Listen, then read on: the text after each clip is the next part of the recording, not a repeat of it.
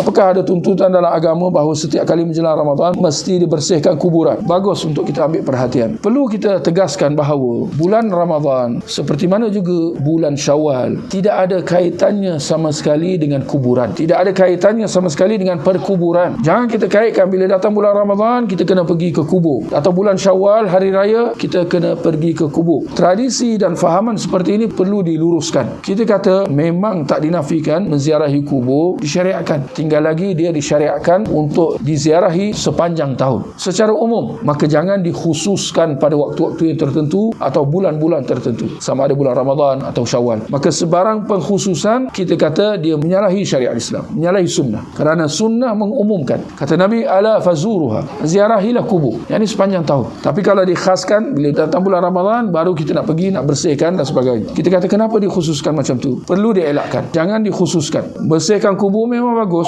kuburan memang perlu dibersihkan, tinggal lagi jangan kita khususkan pada bulan Ramadan. Demikian ziarah kubur ahli keluarga terdekat, ibu bapa dan sebagainya, jangan dikhususkan pada hari raya dan sebagainya. Kerana kemuncaknya tuan-tuan, bulan Ramadan tuntutan untuk kita memperbanyakkan pergi ziarah mana tuan-tuan? Kita kata pergi ke masjid. Bulan Ramadan kita dianjurkan supaya banyakkan pergi ke masjid untuk nak qiyamul lail, solat tarawih, bukan dengan pergi ke kuburan dan seumpamanya.